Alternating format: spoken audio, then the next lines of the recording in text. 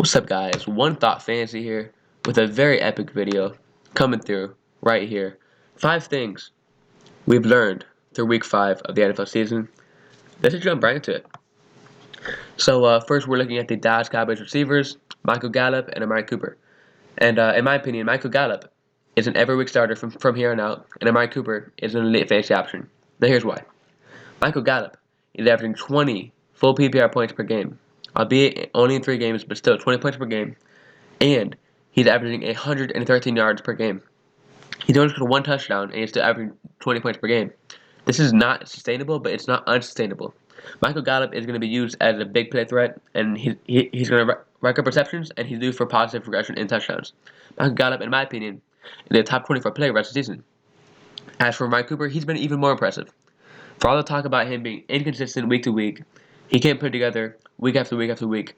It's been put to rest because Amari Cooper has been elite this entire season. He's put up 22 points in 3 of 5 games, including a 39.6 point explosion last week, ranking him wide receiver 3, I believe, last week.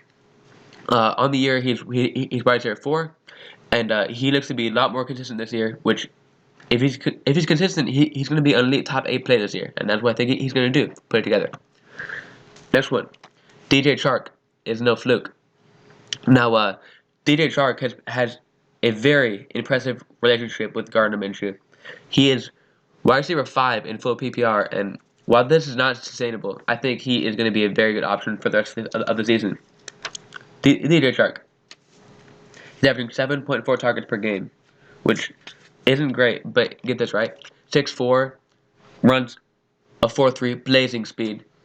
He is an end zone threat week after week, rather. He had 6 touchdowns in 5 games, and he is an awesome deep play threat and has a great relationship with Gardner Minshew, like I was saying. This dude is averaging 97 yards per game, along with the 6 touchdowns in 5 games. But here's the best part, right? All that production and on a decent schedule. But get this. Next 4 games, he's facing New Orleans, Cincinnati, the Jets, and Houston. 4 abysmal pass defenses. I can see DJ Chark being a top 5 receiver the next 4 weeks. And rest of the season, he is a high-end wide receiver 2 for me. Alrighty, let's get right into the next one.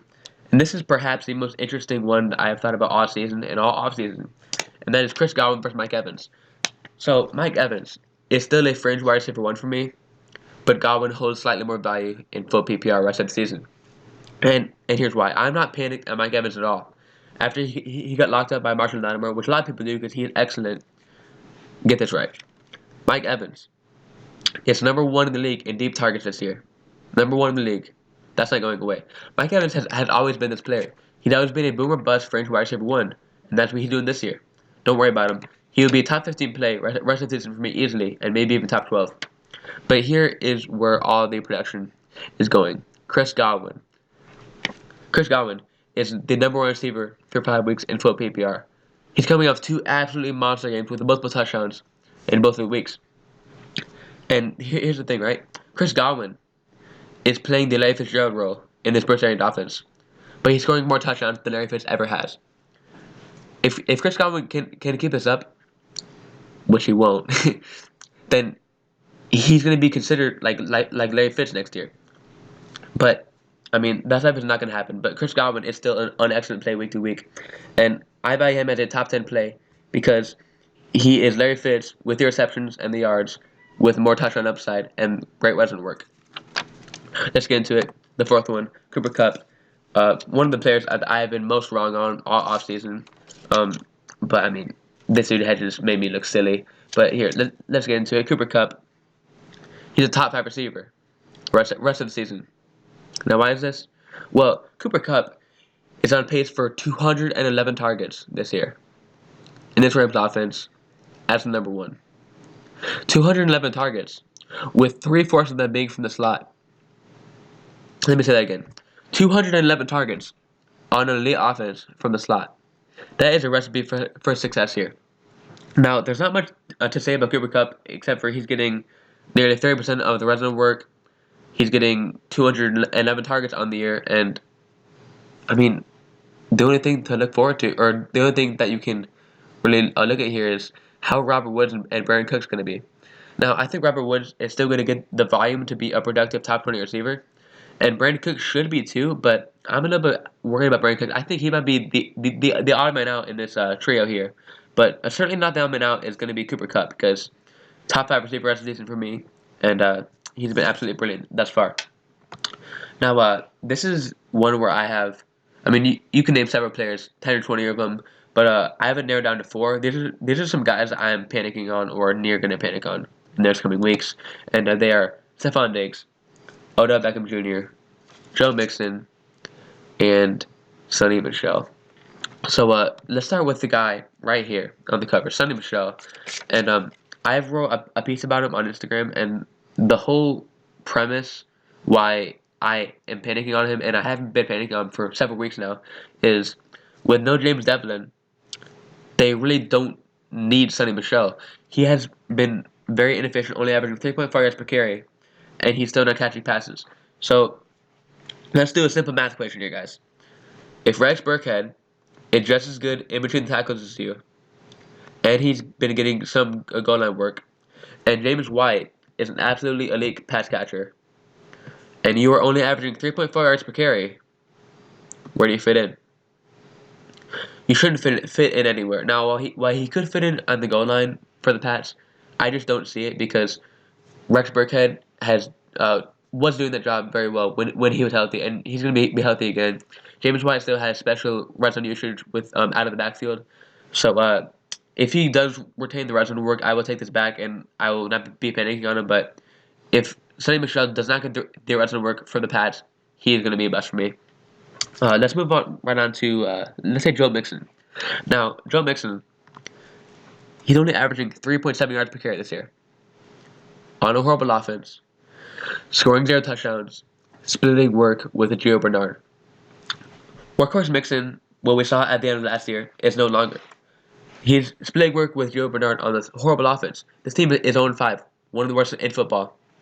And the only way that it's going to get better is with AJ Green, who keeps getting pushed back and back and back. And we could see him in 2 weeks, hopefully. We could see him in 3, 4, 5, 6. Who knows with AJ Green. So, best case scenario, AJ Green is back in 2 weeks. And Mixon suddenly has more room for touchdowns. But the efficiency isn't going to go up that much, I don't think, because while AJ Green could stretch the field, the offensive line is absolutely atrocious. And he just can't get it done with him. So, Mixon, with a bad line, bad team, bad offense, with no AJ Green for at least 2 weeks, I'm really off him. And I'm looking to I'm not looking to buy him right now. I'm looking to sell him off a name value alone. But if I can do that, tough luck. Now let's go straight to Stefon Diggs here. Stefon Diggs, simply put, is the number 2 receiver on a run first offense, and that's just not a good recipe right now. Stefon Diggs was absolutely peppered with targets last year, peppered with receptions and yards, and this year it's just not happening. He only has 23 targets through 5 full games. This dude has 23 targets in 5 games, 4.6 per week, and that's just not good. Because if you look back to last year, you saw Kevin Stefanski leaning on Dalvin Cook more and using Thielen Diggs less. You look at this year, using Dalvin Cook more, leaning on Thielen Diggs less. I see this as a trend, and I'm fully off Diggs and Thielen for that matter until we see Diggs use or Stefanski use him more, and that's just not going to happen. Lastly, we're looking at Odell Beckham Jr. Now, while I'm not fully off OBJ yet, I am very worried about his production in coming weeks, and here's why. He's coming off 2 straight weeks with 2 catches. He'd only had 1 good week all season. It was an absolute explosion where he took that slant like 90 yards, and without that slant, he would have had a great week, but you can take it away because he is OBJ. What I'm getting at here is, I don't know if he's OBJ of old, because Baker is absolutely terrible. The entire appeal for OBJ this year was 20 touchdown upside with OBJ and Baker. Oh, Baker's going to give him these deep balls. He's going to be an absolutely awesome quarterback. And be candidate, no. Baker has been horrible this year. You're number 28 quarterback in fantasy, and it just isn't working out.